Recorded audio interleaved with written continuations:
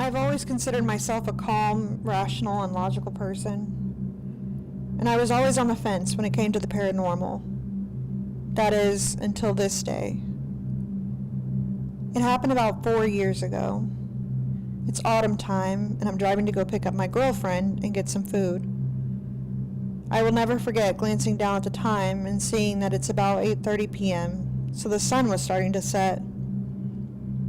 So I go and I've picked her up, but for some unknown reason, I stupidly decide to take a shortcut and drive through a notoriously haunted road.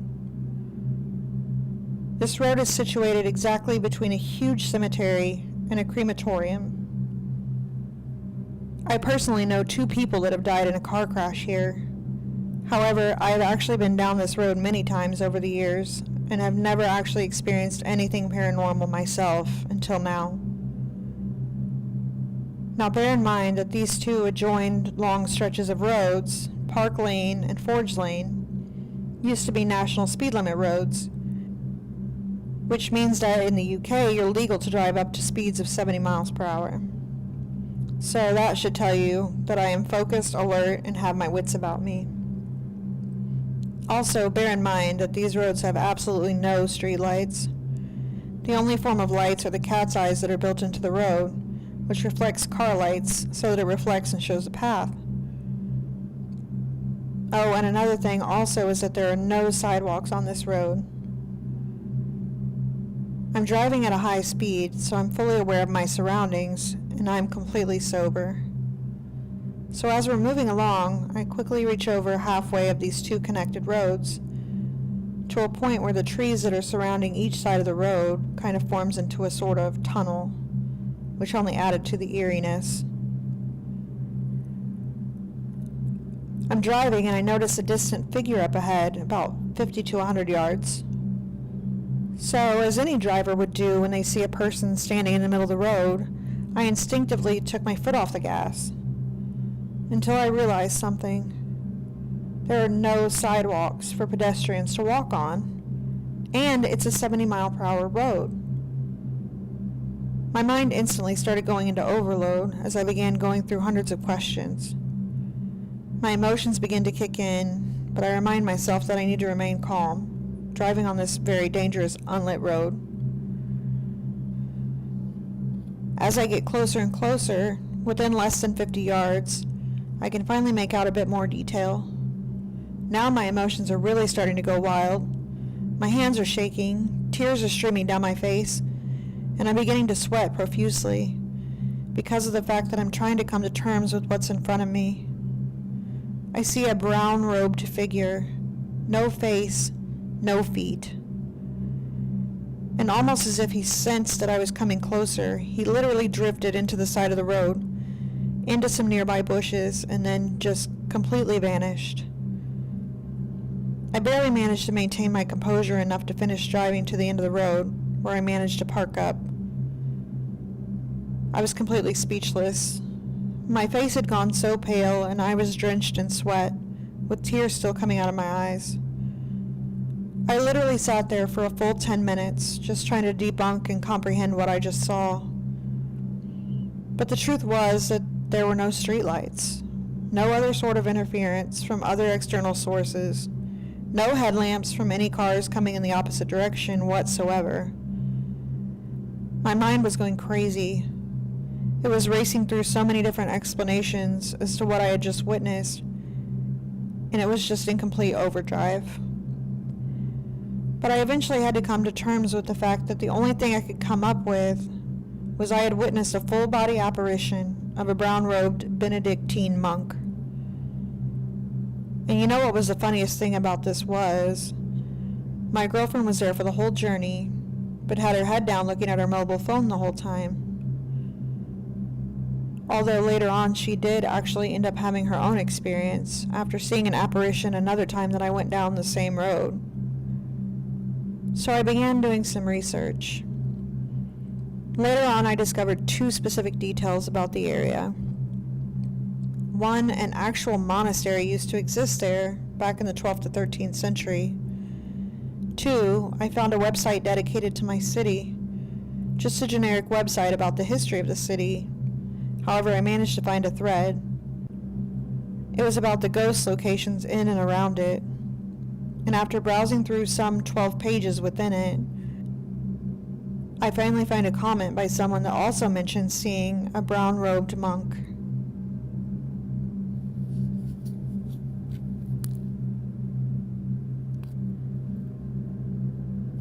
When I was 14, me and my friend, let's call him Tom, stayed around our other friends, let's call him Josh, house. Josh had recently moved into this house, and there's already a few creepy notes around the house. It's in the middle of nowhere. There are 3 houses close to each other, then nothing but fields, forests, and farms for miles. The 3 houses are Josh's, a house that belongs to 2 white witches, and a bedsit where a man used to live. However, 3 years ago he hung himself in the bedsit, and the police only found him when Josh's dog kept barking outside the bedsit, and there was a weird smell coming from it. Every single person who lives in this house has had a paranormal experience of some kind. The brother claims 1 night a week, roughly, his shower will turn on and he will hear someone whistling a tune. The same tune every time, then the shower will turn off. The whistling continues for about a minute, then nothing. The mom, and this is the one that creeped me out, says she sees a woman in the corner of her room some nights. She has to turn the light on, and the stepdad will sit with her until the woman has gone. The nan, when staying in the spare bedroom, says she always sees the same shadow woman by the window in that room. So it's not uncommon to hear a scary story at this house. As a non-believer, I found excuses for each one, such as old pipes or just mistaking shadows. The mom's one did scare me a bit, though, as I had no explanation, maybe dreaming. Josh's room is said to be safe. No one's had an experience in that room, and nothing weird ever happens there. So I never used to mind staying in the house if I stayed in his room. I may have been a non-believer, but I sure wasn't willing to take my chances. The house had an old cellar, which has 4 tunnels stretching off either side, and they can't find the plans to where these tunnels go. The cellar is always freezing cold to the point where you can see your breath, and whenever it gets open, the dogs go crazy with barking. The house is creepy as fuck with everyone having paranormal experiences, but I was a non-believer and so would stay over as long as I was in Josh's room with him. Me and Tom stayed over for the night, and both chose to stay in Josh's room as there was plenty of space. Everything was a normal night, bit of gaming, late night chat about girls, nothing out of the ordinary. We fell asleep fairly early with Josh and Tom in a bunk bed, Tom on the top bunk and me on the floor. At around 3 a.m. I woke up to the sound of footsteps climbing the stairs. It unnerved me instantly because of the nature of the footsteps. They were very sharp and loud, and the steps would be climbed all the way to the top, and then it would start from the bottom again. In my head I had visions of their cat climbing up the stairs, then sliding down the banister to the bottom and starting again. Their cat had a bed at the top of the stairs, and always without fail slept in that bed. The family tried to make the cat stay with them, but he would always ask to leave and go to his bed. It also could not be the dogs, as they were not allowed upstairs and were normally on the opposite side of the house in their beds. So the cat was the only plausible answer for me. However, it was so loud that I did doubt myself a lot and was nervous. Could a cat really make that much noise? After about 10 minutes of the footsteps, I remember calling out quietly to Tom and Josh to see if I could go check on the cat, but neither replied to me. So I decided, fuck it, let's check. I got up from the bed and walked to the bedroom door, and just before I put my hand on the doorknob, the room went ice cold. I had something, and I don't know what it is, but something stopped me from opening the door. Maybe a gut instinct. Maybe someone telling me it was a bad idea. All I know was I felt something I'd never felt in my life before. Something horrible. And with that, I realized something. The footsteps had stopped. I could visibly see my breath in front of me and was frozen in spot. I felt like something was behind the door, but I didn't know what. I couldn't turn on the light, and it was by Tom on the other side of the room, and I was frozen, so I couldn't get there. I just waited. I'll remember the feeling until the day I die. A feeling of dread. I slowly retreated back to my bed once I found my feet. I hid myself in my sleeping bag, keeping my eyes firmly on the door. The temperature of the room returned to normal. I was warm again, and most importantly, the footsteps continued again. I stared at that door all night. Eventually I passed out. I woke up in the morning and the door was open. I could smell bacon being cooked downstairs and everything seemed normal. I eyed up the landing but realized there was no dread in me, nothing. Everything was back to normal. I went downstairs and saw Tom sitting at the table and Josh making breakfast.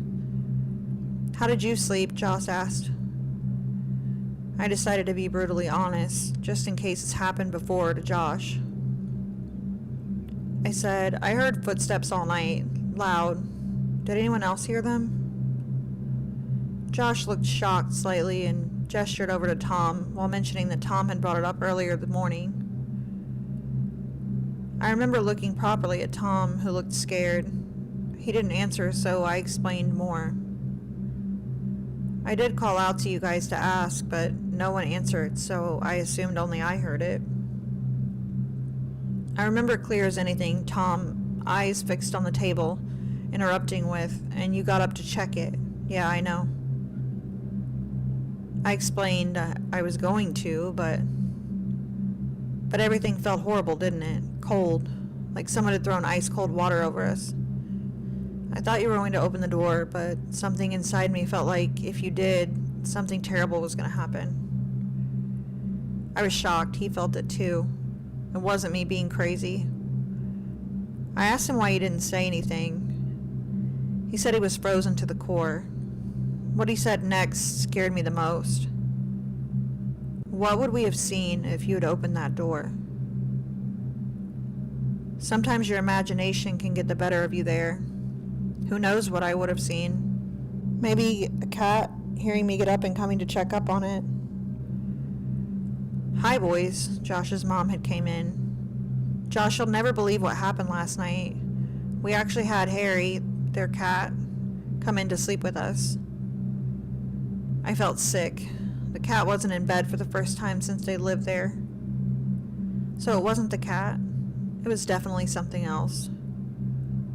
What was climbing the stairs? Whoever it was, they heard me coming, and if I had opened the door, what would they have done to me? Who would have protected me? I will never know. Tom never stayed there again. It took me 6 years, but I stayed there when I was 20 for his 21st birthday party. Nothing unusual happened.